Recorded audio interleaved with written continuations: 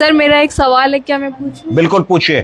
Sir जैसे अगर किसी पेशेंट की सांस फूल रही है तो हम कैसे पता करेंगे कि मतलब उसे लंग्स की प्रॉब्लम है या हार्ट की प्रॉब्लम है? ठीक, आपका प्रश्न है कि इमरजेंसी में मरीज आ रहा है, सांस Yes. फूल रही है, SpO2 कम है, रेस्पिरेटरी रेट ज्यादा है, तो हम कैसे पता लगाएंगे कि इसको लंग्स इन्वॉल्व हो रहे हैं या हार्ट इन्वॉल्व हो रहा है? एक अच्छा सवाल है। Yes, सबसे पहली चीज हम करेंगे कि शॉर्ट हिस्ट्री लेने की कोशिश करेंगे। बाबूजी को सांस का रोग तो नहीं है, बाबूजी को दमा अस्थमा तो नहीं है, बाबूजी पंप तो नहीं लेते हैं, बाबूजी सिगरेट तो नहीं पीते हैं। इतनी चीजें अगर हम पूछेंगे 10 सेकंड में तो थोड़ा सा पता लगेगा, हाँ भाई 15 साल से पंप लेते हैं, बीच बीच में मौसम बदलता है, सांस फूलती है, दमा अस्थमा की शिकायत है। पहली चीज। दूसरी चीज हम पूछेंगे, बाबूजी को कोई हार्ट की शिकायत तो नहीं है, बाबूजी थोड़ा चलते हैं तो छाती में दर्द तो नहीं बताते, बाबूजी जब पैर लटका के बैठते हैं तो पैरों में सूजन तो नहीं आ जाती, बाबूजी जब सुबह उठते हैं तो फेशियल पफिनेस, चेहरे में थोड़ा सूजन, आंखें मोटी मोटी तो नहीं लगती, बाबूजी को ब्लड प्रेशर की बीमारी, डायबिटीज की बीमारी, थायराइड की बीमारी, कोई बीमारी तो नहीं है। इतनी बातें पूछने से बहुत सारे क्वेश्चंस का आंसर हमको मिल जाएगा।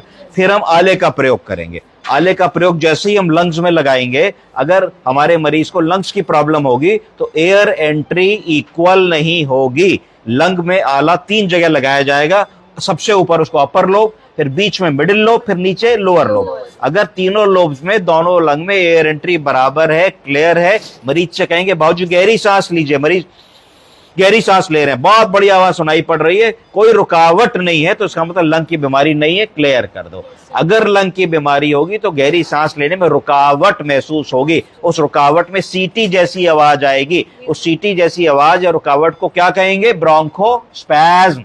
ब्रोंकोस्पैज्म। ऐसे ऐसे आदमी सांस ले, दूर से पता लगेगा कि अस्थमा का रोगी आ रहा है, तो उस तरीके में इसमें क्लियर हो जाएगा कि भाई मरीज हमारा एस्थमेटिक है। तो अगर एस्थमेटिक है तो मरीज को नेबुलाइज तुरंत कराएंगे, ऑक्सीजन थोड़ी सी लगाएंगे, प्रॉप्ड अप पोजीशन करेंगे, हमारे मरीज को देखते ही देखते 10 मिनट में आराम आ जाएगा। अगर हार्ट का मरीज है तो इसका मतलब कहीं बीपी बहुत ज्यादा तो नहीं है जिसकी वजह से हमारे मरीज की सांस फूल रही है, कहीं ऐसा तो नहीं कि हार्ट का पंप वीक हो गया है, इजेक्शन फ्रैक्शन बहुत पुअर है और वॉल्यूम ओवरलोड में मरीज है और उसकी सांस फूल रही है, तो उस केस में बीपी देखेंगे। अगर बीपी ज्यादा है और सांस फूल रही है, पैर में सूजन है और लंग्स में फाइन क्रेप्ट्स आ रही हैं, पैरों में पिटिंग एडिमा आ रहा है और हिस्ट्री भी पॉजिटिव है, तो हम लैसिक्स की दवा का इस्तेमाल करेंगे। डायूरेटिक, कोई भी डायूरेटिक अगर हम लगाएंगे, लैसिक्स, टॉर्सेमाइड, फुरासेमाइड, एल्डेक्टोन, स्पाइरोलेक्टोन, गाइटेनिक्स, तो उस इन दवाओं को देने से मरीज को 500-700-800 ml पेशाब हो जाएगी। जैसे ही 500-700-800 ml पेशाब घंटे भर में होगी तो वो जो वॉल्यूम एक्स्ट्रा हो गया था, total volume of circulating fluid का, जिसकी वजह से उसको कार्डियक कंजेशन हो रहा था, ऐसे में गर्दन की नस भी मोटी मोटी दिखेगी, एनगॉर्ज्ड नेक वेन दिखेगी, है ना। कौन सी वेन होती है ये? हाँ, कैरोटिड नहीं होती है, कैरोटिड तो आर्टरी होती है।